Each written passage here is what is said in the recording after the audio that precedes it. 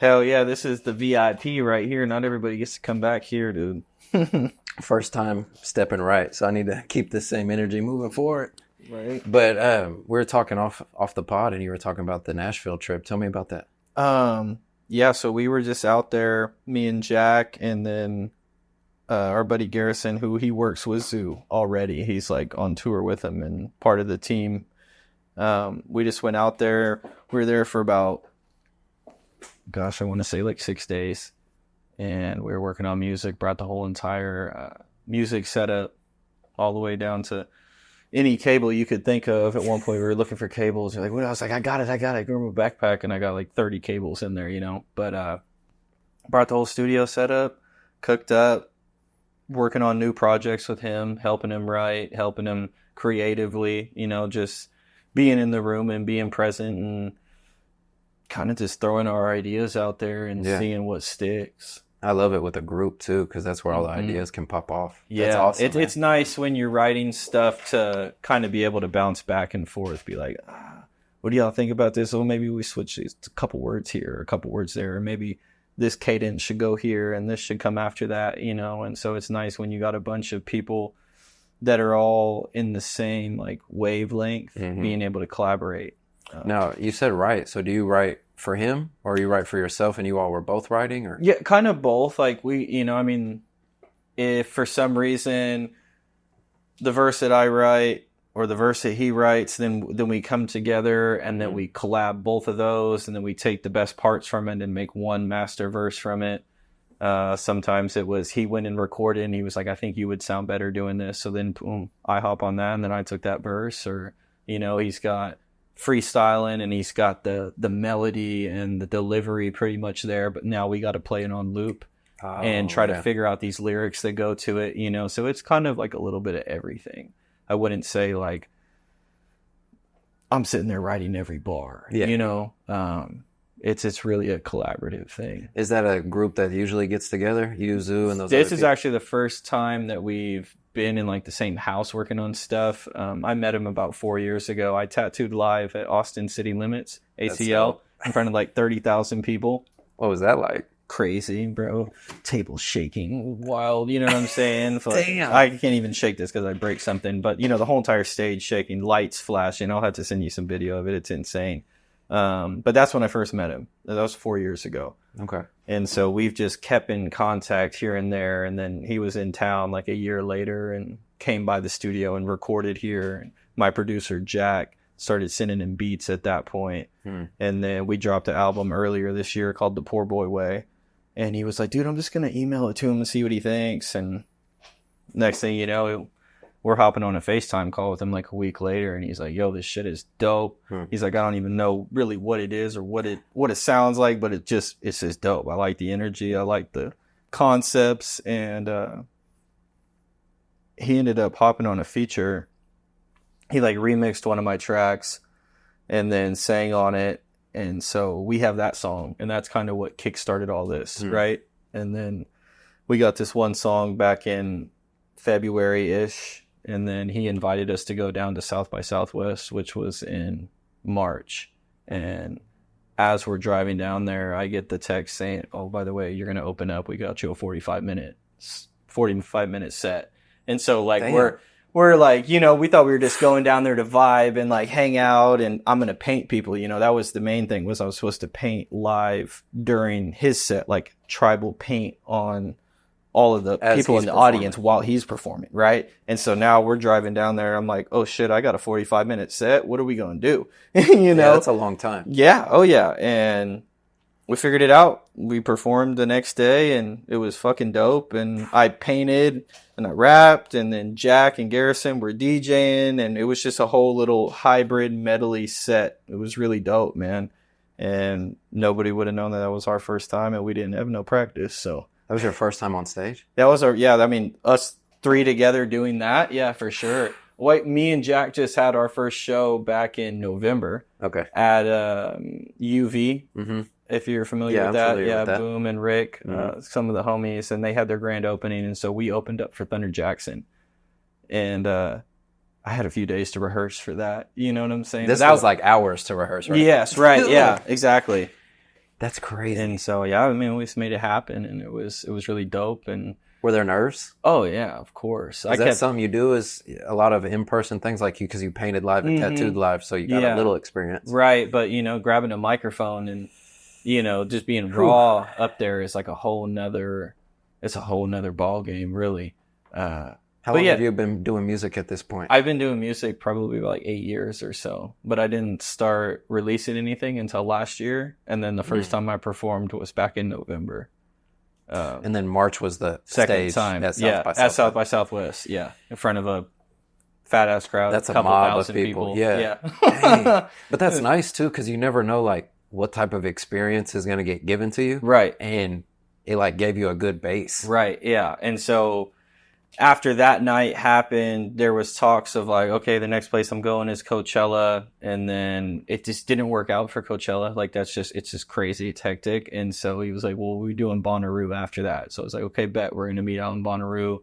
I'll bring the studio. Maybe we'll link up afterwards, make some music, but I'll come and I'll paint people during the set at Bonnaroo. Bonnaroo got rained out and he wanted to come back to Nashville and give something to the people and be like, dude, I'm sorry, but we're here and we're going to vibe now. And so that's what the whole entire week was we were doing shows and performances and different little pop-ups alongside making music. But it was his like ode to his fans, say thanks and just like, what's up, Nashville, And yeah.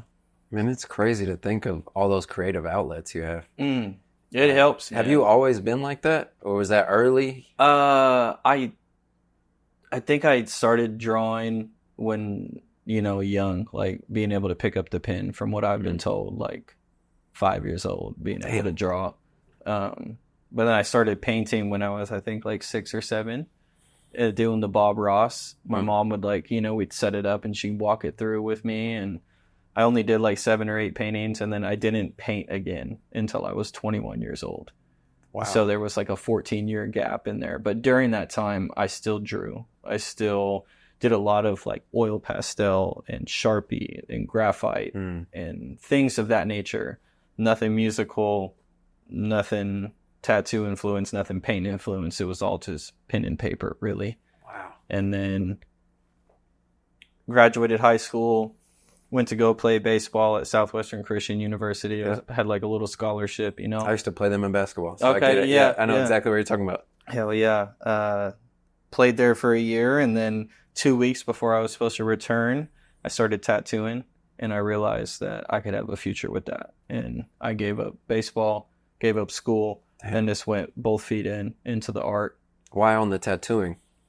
One of my cousins, he moved in with us. He was from California, which is originally where I'm from, but he moved in and he was all tatted up, bro. So I went out there to help him drive, and I got to watch him get a big old Reaper tattoo on his forearm. And I'm just watching this guy do it, and I'm like, dude, I feel like I could do this, And so we got home, ordered a tattoo kit off Amazon. Freaking DVD that came with it didn't even work. So Lance is setting up the gun for me and doing the whole setup because he'd been around it more. He didn't know anything really about art, but he was like, well, I've been in the tattoo shop and I've seen this done. And I've seen this done. So we're really just guessing at this point, and drew a little sketch on him with Sharpie, and did your the first rest tattoo. history. You posted that recently? That was my second tattoo. That was your second one? Yeah, which was the next day. The next day. Which was the next day. Yeah. In that first 30 days, I probably did at least 30 tattoos. I mean, I just went full send. How else are you going to get good at something besides just going like so no practice on like the pig skin or whatever, just straight humans? No, just straight to the human skin. That's amazing. Yeah. Wow. And I had so many willing customers and people that were like, dude, I fuck with your art already. Because at that point, that was like, senior year and freshman year of college, I was designing custom white shoes, like Vans and Converse. And I would just do basically like, oh, hey, man, I want a sleeve. These are all the things I want. Well, people would bring it to me. Well, I want these on my shoes. And I would just bomb them out in color and draw them. And so I had a pretty decent following around the art already locally. And so when people started finding out that I was tattooing, I was trapping out the back of my parents' house they just started lining up, man. I started getting texts all the time, and it just was quick. Dude. How long have you been tattooing now then? Right around like 11 years or so. Yeah. So, I mean, that's a lot of establishment now, because they say 10 years for most things. Right. So now it's just second nature. Yes. Yeah. That's so cool. Tattooing. That's, it's what led to everything. It really was. Tattooing is what opened the door for painting. One of my mentors told me I got to pick up a brush. Picked up a brush a few months later, and then all the painting stuff started happening. Because I started painting, and because I was tattooing, I fell into music. And just because that circle of people just kind of, they just kind of all go together, I feel like, you know, and, man. That's pretty cool though, because the tattooing, that seems like, I would feel like there's a lot of people that want to be like what you did and just try, and they probably like really suck. I would think, but for you to start and be good and then be able to build on that, right, is pretty impressive. And then Thanks. as far as, of course, as far as picking up the brush, why do you think your mentor said that? He had told me, he was like, dude, if you pick up that brush, your skill set is just going to soar through the roof. And I kind of had this little stigma in my mind of really not wanting to paint, because I hadn't painted since I was such a young age. And my brushes were actually taken away from me, of what my parents would tell me, because I would get so pissed off. I would get upset. I'd be like this little 7-year-old kid sitting in front of the canvas, just like shaking, because what I had in my mind, I couldn't get onto the canvas. But you look at them today, I mean, they're actually pretty fucking good, which is wild. Oh, you know the kid ones? Yes. Oh, I bet. And it's like, man, I was really hard on myself at 7 years old. You know, still hard on myself today at 31, but I think I've found a little bit of grace with things. But yeah, so ended up picking up a paintbrush a few months into tattooing, and it was... man, it was just so natural, bro. Kind of just like diving into a pool and like swimming. And then just getting those reps, just like tattooing, it's just expanding. Yeah. Is it a different feeling? Because I sketch and stuff, but I don't do tattoos or paint on a big scale. I do painting, but is it like a different, I know it's a different creative outlet, but does it give you a different feeling to do a tattoo versus a paint? For sure. I think that there is there's certain spiritual connections that happen with each art that I do. Tattooing specifically, because you're actually like exchanging this, like, I mean, physical touch, you know what I'm saying? Like, and like the transfer of like people's like energy, like body wise, you know, that happens. It could be good or bad, right? But there's definitely like a connection and a bond you start to build, like just trusting somebody to mark your skin for the rest of your life, you know? That's so true. And then with the painting, it's really cool, because that's almost me just being able to channel like the spirit through me and put it onto the canvas. And sometimes with commissions, you'll get little blocks here and there with that pathway, I think, just because you have like parameters. But for the most part, you know, it's pretty fluid. And you can kind of do what you feel. Yeah, right. And yeah, man, it's how do you balance not getting mad like the 7-year-old? Obviously, you're grown, but how do you like understand to let go? Because my friend that does art, his name's Trax. Do you know Trax? He was telling me the more he let go, the better his art got. Yeah. What is your relationship with it, since you were hard on yourself? I mean, I put a hole in the canvas like a month ago, if you want to know the truth. So it's up and down. Oh, yeah. I called my girlfriend. We were on the phone. She was like, what do you mean? I was like, I scraped it. I punched it. It's broken. It's done. She was like, why'd you have to do it? I was just like, it just had to be done. It had to go, you know? And that does not happen very often. You know what I'm saying? But dude, I still mess up. It just happens, bro. I mess up tattooing, and I got to do my best to like take a deep breath, compose myself, fix this without letting the client know that like, hey, I just messed up, but I'm going to fix it. And I'm going to, you know, make a little tributary around the main river, you know what I'm saying? And come back to it. But so it may be a way of not forcing it with the paint or the tattoo. You hit a bump, you're like, all right, take a step back. Yeah. But it happens. It still happens. But I've gotten better at chilling out. Every so often I'll hit that hiccup, or I'll hit that, you know, just that brick or that wall. You just got to push through it, you know, just keep going, right? Yeah. Well, I think it's cool because those are like pretty intense disciplines. like music, tattooing, and art. Yeah. I mean, all of them are art, obviously, but you would think that someone would need to focus on one to be really good, but it seems like you've been able to navigate being good with a range. I think it helps me stay fresh, and it helps me not be overly focused on one thing. Yeah. It helps me break it up. So, you know, when we work out our muscles, like in the gym, we don't just go in there and hit curls every day. Like, I'm being able to work out my body through the tattooing, through the music, through the artwork, through sculptures, through all the art, you know, creating digitally, doing stickers. And we're recently been doing stuff with my aunt down in Texas. We're doing like engraving. She has a metal laser engraver, and so I mean we'll be doing metal and wood and pieces of glass and just like a whole nother avenue of art that I haven't really touched before. But did you do those sculptures out front? I did do those, yeah. Those are big pieces. Yeah, that was my first sculpture that I did, was similar to that gold bicycle buffalo out there. It's called Bo the Bicycle Buffalo, and he is out at the Integris Hospital on the bike trail for Arcadia. Wow. And I built it. I have it right there, actually. This is the demo, like the prototype. I drew it when I was still an apprentice out at the tattoo shop.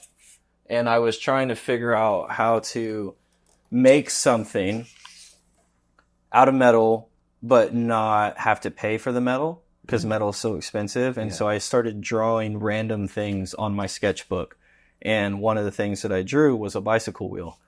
And I was like, oh shit, okay, I could, you know, and then I started putting the bicycles together, or the bicycle wheels together, and making the shape of a buffalo.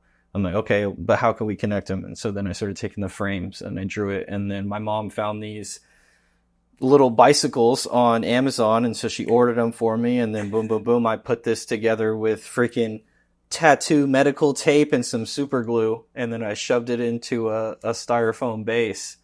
And I love that it's an arrowhead. Right, yeah. And so so the actual base that is underneath the sculpture is a concrete arrowhead that we framed out, and then we stained on top of and sealed it. And me and my Uncle Aaron built this in like a day. Like real life size, you know what I'm saying? 12 feet by 10 feet tall. And it was built for that purpose, or was just built. And then I actually, no. I had this. And then one of the guys from the city, they were looking for something. And my dad was like, well, show him that, you know? And so we showed him. He's like, oh, this could be cool. He's like, build it and I'll see what I think. Right. And so we built it, got it powder coated, did like a blue to teal fade on it. And it worked. And sold it. First sculpture that we built, sold it. $10,000. Boom. Crazy. And that's your first sculpture? That was first sculpture, yeah. First sculpture. Is that validating to get, like, I know it doesn't necessarily matter on the dollar amount because you're just creating, but is that validating? I think so, yeah. I would say so. I think it's like, it definitely feels good when you're an artist and you sell something. That's like the goal of it, right? We don't want to have to work a 9 to 5. We want to be able to create and make our creation the 9 to 5. Yeah. And that's what happened.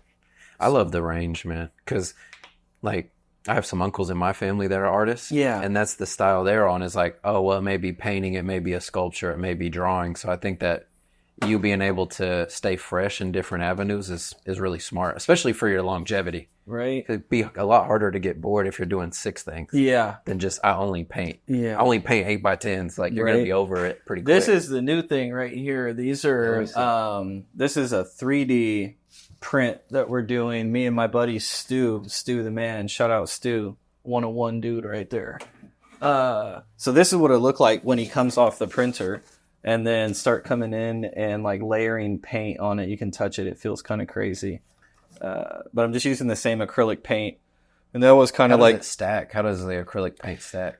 It's doing okay. Like I'm kind of just going straight out of the tube and just shooting it on there.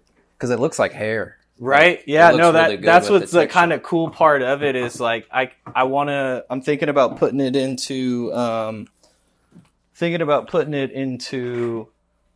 what are those, cake piping sets? Oh, yeah. And like, you know, you could get real precise. yeah, even more precise with it. So this is a cool little avenue, just like something on the side, just to have fun with and keep it fresh. And a lot of my collectors, they've been collecting my art for years now. And they're running out of space on the wall. So it's like, okay, well, how do I reach those customers that I know would invest into me and invest into the artwork? Well, what about tabletop stuff? What about something I could put on my desk or put on a shelf, since the walls are already filled? Yeah, and it can be different sizes, different type of objects. Mm-hmm. It could be as simple as a little arrowhead that's just dope as fuck that you did. Yeah, you might put it on a keychain or something, I don't know. That's smart, yeah. What's it like getting collectors? I know that's got to be another validation moment. Yeah, no, collectors, so we consider a collector anything 3 paintings and more. Okay. So once they got a collector in the room right here. Oh, let's go. One of the boys, yep. I like that. 3 or more. I need to remember that. Yep, 3 or more collector. It's cool. It's kind of crazy when I'm at these like live painting events or these galas, and I'm running into these people, and I know that they already have a painting. I mean, one of my people, I think they have 7 buffaloes. And so every time I would paint one, and I see them again, I'm like, they're not going to buy it. They already got 1. They already got 2. They already got 4. They already got 5. They got 7, bro. You know what I'm saying? It's insane, style, yeah. Right? But they're just, it's very cool. It's like very, like, it's like deeper than just like the surface for me on that with any type of painting connection or tattoo connection. But the fact that someone keeps coming back and keeps investing, it's a very, very deep thing and cool thing for me, I think. Well, and you hit it on the head because you can buy 1 or 2 and like support. Yeah. But collecting, that's a different, that's a different thing. Yeah. Yeah. Are these people you knew or they just fell in love with your art? See, that's even cooler. Yeah. Yeah.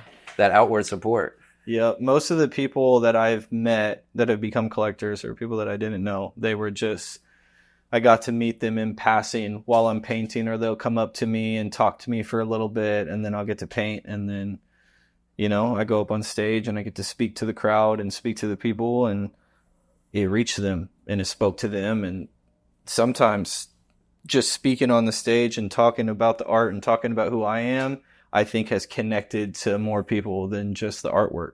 Because the art might not be for everybody. You might not really love that in your home or think it's your color scheme or really vibe with it. But a lot of the words that I get to share and speak to people, the words are for everyone. Yeah. You know what I'm saying? And even past that, even if they're not for them, they get to hear them. Not everybody saw me paint because it happens in 20, 30, 40 minutes, and it's done. And maybe they think it's just sitting there, or I brought it in like that. But those words in that connection moment is powerful, and it does reach everybody, and it's super important to me. What's an example of like the openness that you share on stage? Man, because I'm sure you're vulnerable. To show I've cried a couple times. Yes, sir. I respect that. It happens, bro. Yeah. Even when you try to fight it just happens, man.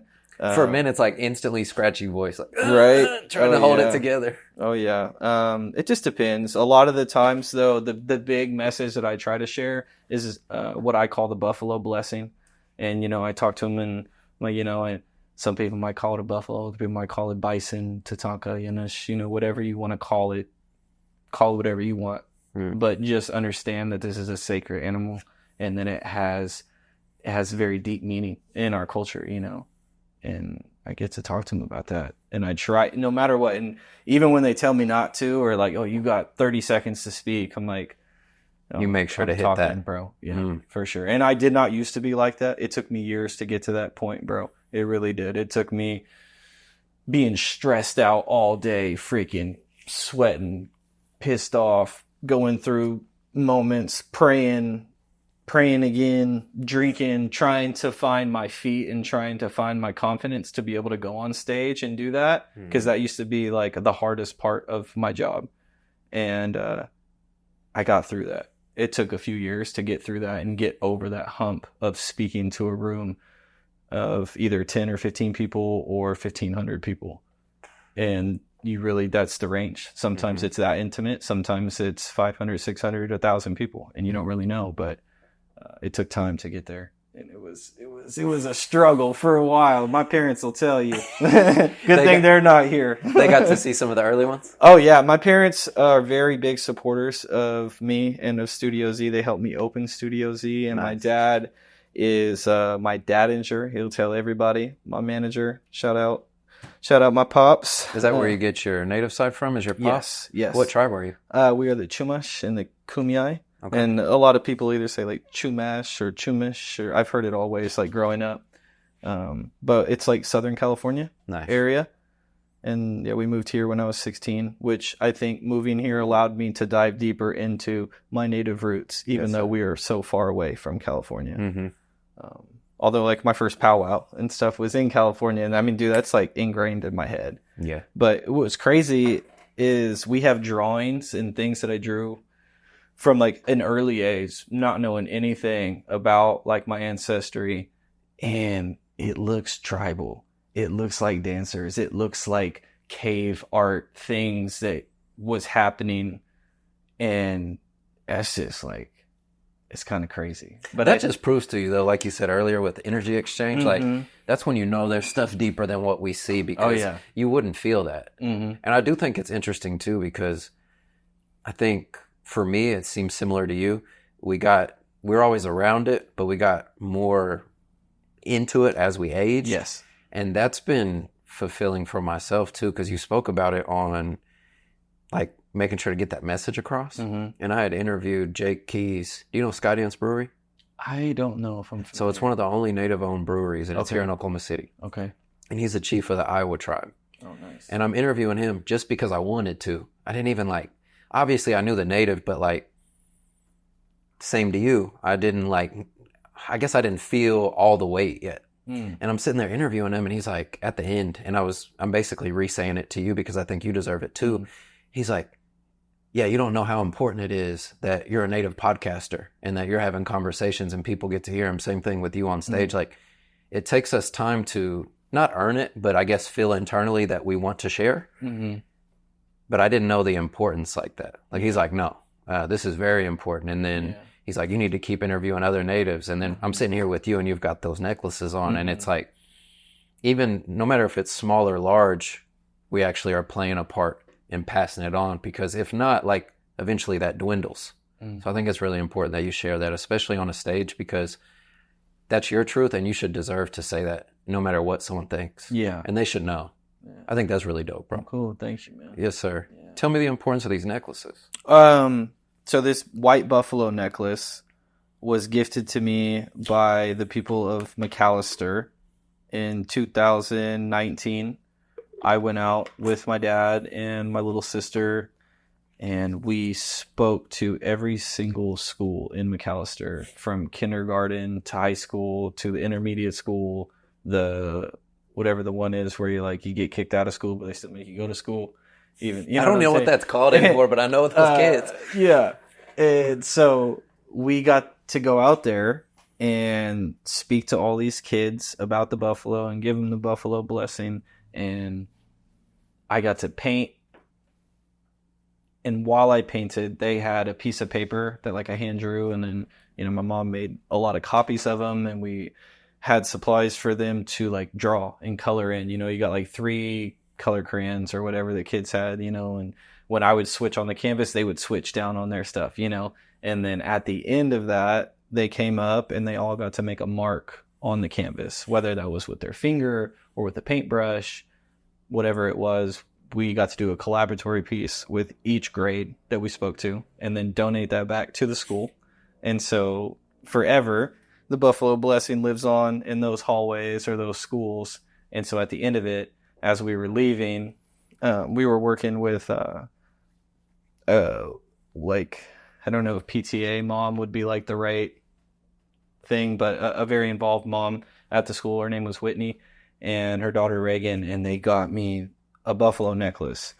And they were like, we wanted to gift this to you, all the guys call, all the kids, Buffalo Man. It was crazy, dude. I was signing kids, they were sitting on top of each other so I could sign one of the kids' shoes or lean over and sign their back of their shirt and stuff. It was just a very cool thing. And so to have the necklace that I get to carry around. Yeah, it's just super powerful. Always remember it. Yeah.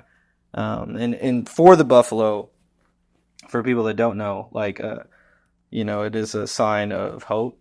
It's a sign of abundance and new life to come, but it's also supposed to be a warning for us to reflect on our prayer life and give thanks for what we have. Because what we have is a blessing, and it's hard in the fast-paced world that we live on, you know, to realize some of these good things that we have.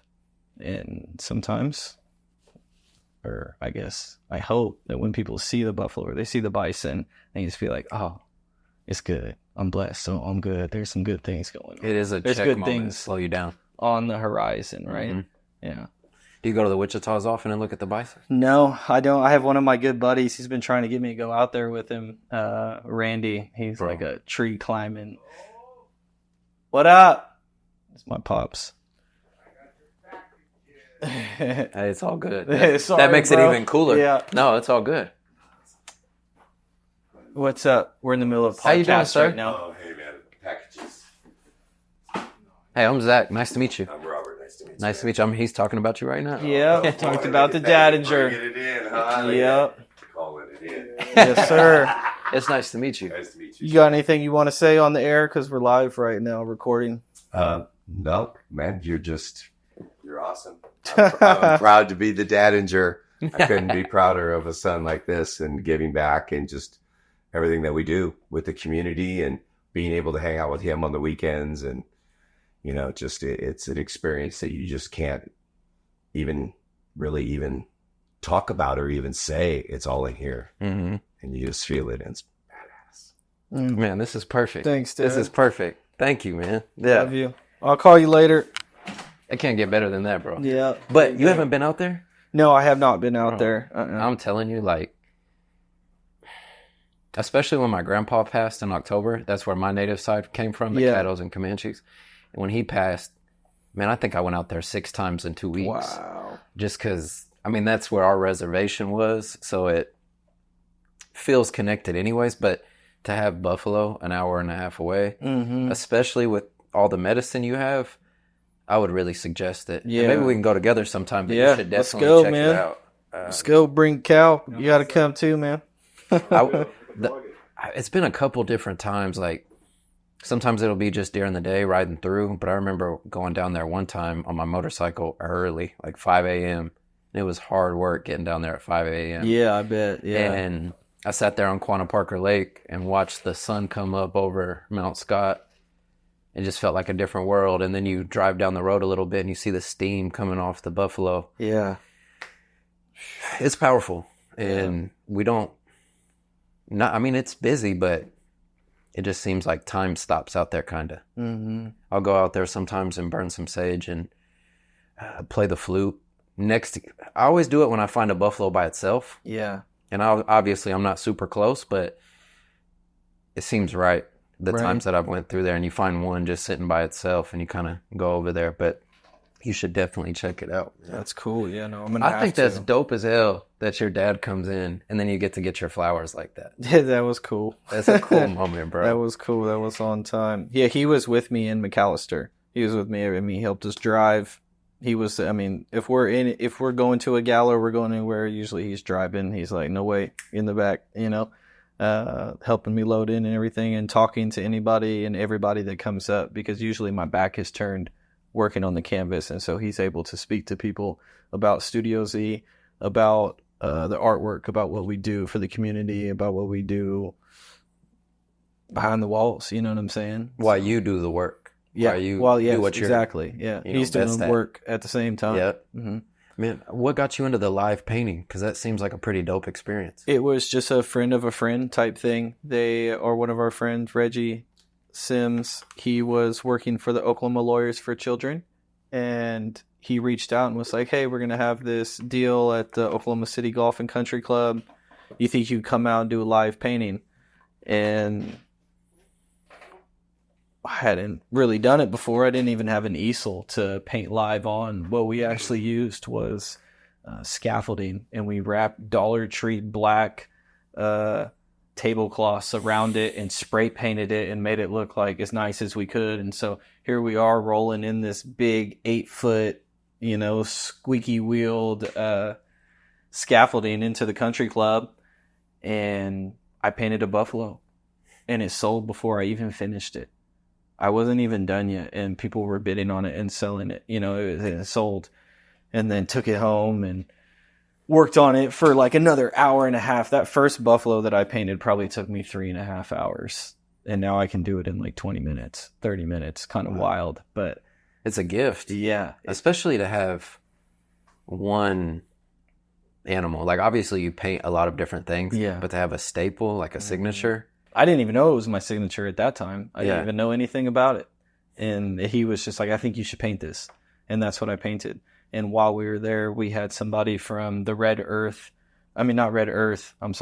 Feather organization come up to us and was like, hey, we're having an event next week. Do you think you could come? Okay. We showed up. He's like, I don't think we're going to have you paint live, but if you're able to donate a piece, that would be cool. So we donated a piece.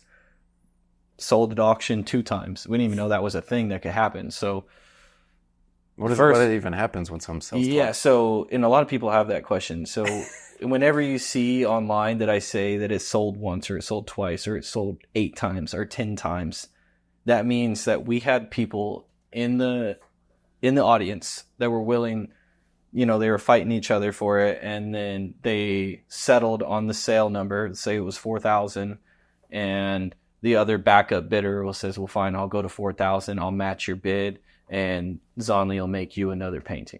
You know what I'm saying? Maybe it'll be custom colors, or maybe no matter what, I can never do a full duplicate. Even when I try, like my hardest, it'll come out different because I think that my style and the way that I do it is, no matter what, every piece is one of one.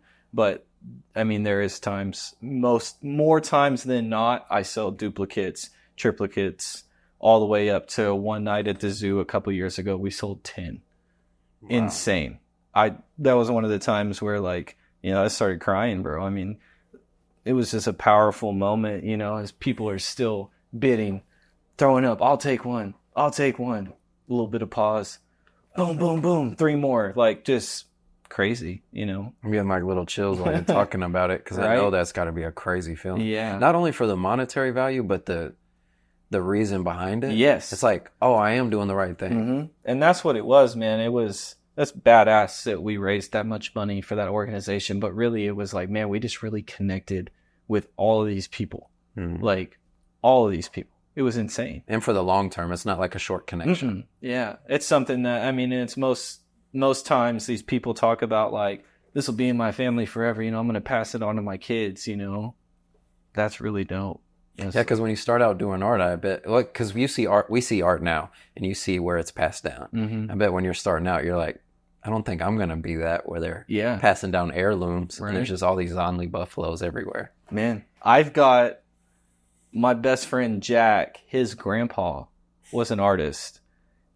I've got his grandpa's art hanging in my house. He was the first artist outside of my own art to be hanging in my house. Now I've got a few more, but I'm like, man, someday my grandkids are going to be passing out artwork to their best friends or to their family members probably. And that's badass, dude. Especially with how much time you have. Mm-hmm. Oh, we got time. You got time to where obviously you're only going to get better over time, but your styles, you're going to probably explore so many different angles throughout that time, because you could do art for 60 more years. Oh yeah, dude. I plan to be, 90 and painting. That's my goal, bro. That'll be a sight to see. I'm gonna be 100 and painting with a brush in my hand, bro. If I don't die with a brush in my hand, bro, I did something wrong. I love that, bro. So, man, besides the painting side where you push the message and all of that, what are some things about your tribe people should know that they may not know? Man, to be honest, I don't know. I hope to learn more. I don't want to speak on something that I don't know deep enough. All I would say that I think for everybody to know is that it takes us wanting to know. It takes us coming together as one people, and that's just for everybody, right? Not even just one tribe or 2 tribes. It's just human races that we have to come together to move forward, or at least be able to see from afar and accept and find a way for us to like flow. And because there's a lot of hatred in the world, and there's a lot of blocks, and there's a lot of people going out of their way to make blocks or make things where if we could find a way to flow, it would be important. Well, when I walked in, I saw the Palo Santo on your table, and I brought some myself. But are there some ceremonies that you practice or daily things that keep you in tune? I burn the Palo Santo. Usually when you do that, or when I do that, I'll take my feather and, I'll be in prayer and just kind of trying to cleanse the energy and open the door. Recently, I didn't know about the door thing. I've seen people do it both ways. When I first introduced the Palo Santo, I would do it with the doors closed. But then I had recently, here in the last couple of years, had a buddy tell me that I should open the door when I do that. I guess maybe about that flow or about that pathway, being able to open it and let maybe that energy that needs to leave. Yeah, and then what needs to come in, maybe what needs to come in. Yeah. Where did you get your feather? And is it an eagle feather, I guess? No, I don't have any eagle feathers, actually. I can get you in touch with somebody. Yeah, I've inherited hawk feathers and some owl feathers. Damn. Just through people that I've met where I've been gifted. Those are big gifts. Yeah. Especially the owl. Right. That's awesome. That was... we can't talk about that one on camera, bro. Oh, we'll have to say that story for off the books. Yeah, but sounds good. Yeah, it's a cool one. I respect that because one time I was hiking in the Wichitas and I was at a spot where I really needed a change, and you can interpret it a bunch of different ways. But one way you can interpret like an owl crossing you was like starting a new path. Mm-hmm. And I was in this creek, and then just a white owl flies by. Wow! And I haven't even seen owls like that often. But it was in a creek out there. That's insane. So it's pretty crazy. Have you heard of the Sia Bird Sanctuary? Mm-mm. So it's in Surreal on our way, I'm already foreshadowing. Right? On our way when we're going to see the buffalo. When you're on your way to Lawton, it's like an exit halfway there. And it's a Comanche bird sanctuary. And you can, if you connect with Bill and Troy who run it, there may be a possibility for you to apply for eagle feathers. Okay. Wow. Because that's where I went and got mine, because we're allowed to have them. Mm-hmm. And I think that would be something that you should do for yourself too. I think that would be good. Do that. They blessed us when we were there, and we sat in this prayer room, and there was like all these artifacts from all over the world. So there was like a jaguar skull that had been hand beaded, but the style they do the beads is like a stick with the bead and putting them one after another. Yeah. So there's that. Then there's some spears, and there's just all this stuff. There's like a Quanah Parker lance. Like there's all this stuff in there, and you're sitting there watching them bless you with an eagle feather that came off an eagle you met earlier that day. Yeah. And it's just a pretty crazy experience. That's insane. But it's nice to hear that you do that for yourself, especially with the gifts you've been given, because that's important to pass on. Do you bless other people as well sometimes? Oh yeah, man. I hope so. I hope so. I believe so. I do. I think it's moving when you see how people take it. I was on a horse ranch, and I was doing a sage blessing for the people and the horses before I left, because I was wanting to learn about horses. I didn't want to be a Comanche that couldn't ride horses. Mm-hmm. So I was trying to learn. And man, some of those people, they were like crying afterwards. Man. And you just never know, like you speaking on stage, that how you're paying it forward. Mm-hmm. Yeah, that's cool. I wanted to ask you about your pieces, since a lot of them are large like that. Is that a style that you prefer, is those big pieces? Because when I walk into your studio, the first thing I see is a bunch of those. Yeah, I would say that the small pieces sometimes take me longer. Yeah. They're not always easier. Just like it's an own skill set. It's its own skill set to be able to paint small or to paint big, or to cross both of them. Mm-hmm. I would prefer to paint large for sure. Well, I think it's more captivating. Yeah, it's definitely good for the live paintings. We're trying, my most popular size canvas is a 3-foot by 4-foot canvas, and that can go in a hallway, it could go in an office. I've had people put them in a bathroom, in a bedroom. That's like the most sought after size and most universal size. And so, McDonald sells that cheeseburger that certain way because they know they sell it, and this speaks to America the right world, or to the world the right way. And that size painting, man, and the bigger size stuff speaks to this market the best. And not to mention, it just Man, it just feels better to paint big for me. Why do you think? I'm more free, like less limitate, like I got a little bit bigger of an area to do my thing on. Whereas small, it'd be like you could mess up the detail. Oh yeah, dude, you kind of got to slow yourself down and just kind of be like in there, like just instead of just. I'd rather be for sure. Man, what's next for you then? I know you just had Nashville and your first stage experience, which is wild to think that that's the first time you go on stage as thousands of people. But right. I mean, what's coming up for you? We are currently finishing up our next music project, which is called The Crunk Life of Zonley. And it's me and my buddy Jack Dyer. And we are in the process of mixing and mastering, making sure all the tracks are sounding right, flowing right, feeling right.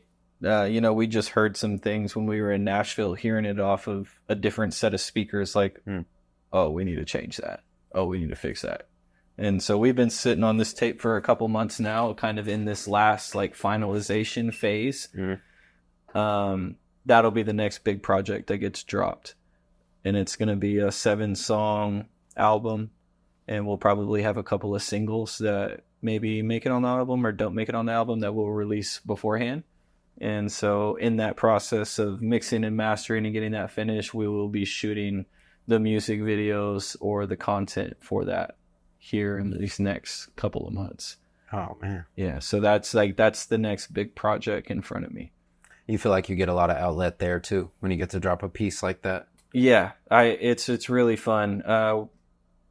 Man, it's just like, it's a whole nother side of things, right? It's like making the music and being able to create it or perform it is so much different than getting behind the camera and then putting this persona or putting this vibe or putting this vision into the camera and being able to edit it and then put it back out there into the world and trying to make it all hit the right way. I'm excited for it.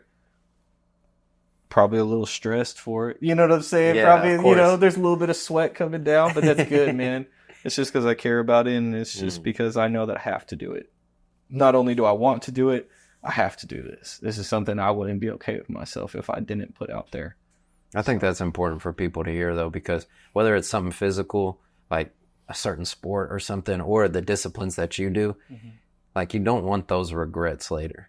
You want to be able to push that out while you can push it out. Yes. And I think a lot of people probably limit their growth from that, like waiting for something to be perfect or waiting for them to feel great about it. Sometimes you kind of have to rip the Band-Aid off. Yeah. And it seems like it's paid off for you. Yeah.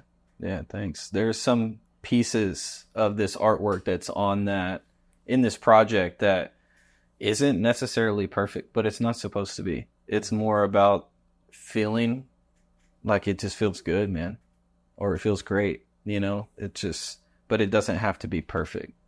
And that was something that me and Jack have talked about recently, of just like, that's what that was when we recorded it, and there was something special about that. So don't try to go make it perfect. Don't try to go make it just a half second more on time or cleaner or anything. Let's just have a little bit of rawness in there and a little bit more of just, that's what it was. And it just feels good. It feels dope. So. Well, the rawness is whatever outlet you're doing, that rawness is what's, I think, received the best. Because they get to not only learn about you, but they get to see the more authentic side. Yeah. I think that's important too. Yeah, thanks.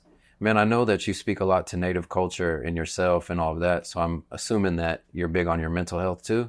You take a lot of time for yourself? I try to. I can't say I'm the best at it, but well, if you did, then you'd be lying. So. If I did, I'd be lying. Yeah, no, I try to. Because you said, like, you're young, you had these moments where you get frustrated, and I know as men, it's like, we're boys, and then out of nowhere, we're men. Like, it's not a like long transition. It's pretty instant. So I know, like, navigating it can be hard. Yeah. So that's why I was curious about, like, the importance to you of slowing down, because you said all those blocks and things like that. I struggled with it a lot more in my later teenage years to, like, early 20, mid-20s. I feel like I've found ways to creatively make my, get my outlet out or have time and my biggest thing is, man, I'm a bath guy, bro. I'll be in the bath. Like, you ask any of my like close friends, bro, they call me, be like, bro, you in the bath right now? Cause it's like, psh, psh, you can hear like water splashing around and stuff. You know what I'm saying? But that's my zone. That's my meditation zone. That's my area to like kind of decompress and think about the day, or try to not think about the day and just think about just relaxing, or, you know. Well, water's cleansing. Yeah. I was talking to a lady on that horse ranch because she was giving me a lot of game on medicine and stuff, and she was saying, yeah, the reason you like to, not just because like you want to take a shower or a bath, she's like, but your spirit is probably calling for it too.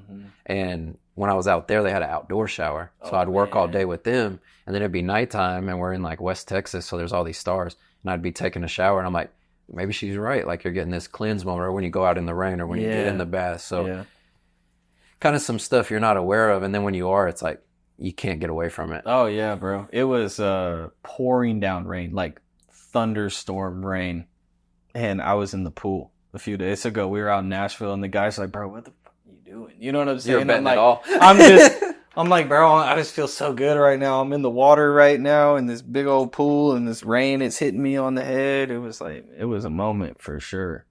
It was a moment. But then the lightning came. They're like, bro, you got to get out of there. So I had to there was a fair line of, dangerous and we got stuff to do this week. So, well, I know you had about an hour, so I do want to give you some more flowers, honestly, because I said it before that the beauty of social media is that you can connect with people and you don't always have to know them on a first name basis or know them at all, but you can receive that energy.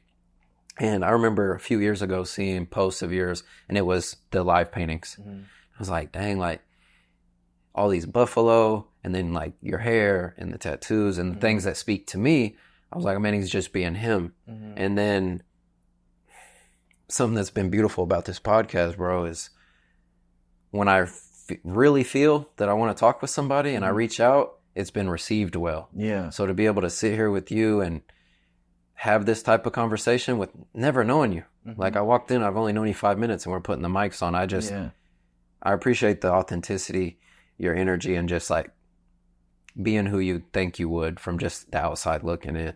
So I can't thank you enough, bro. And thank you. Yes, sir. Thank you for being you and allowing this outlet for people, and maybe opening the doors for people that maybe are a little scared to talk, or, aren't sure about talking, but you're opening those up for people. So that's us saying thank you to you for that and putting it out there to people that need to hear it.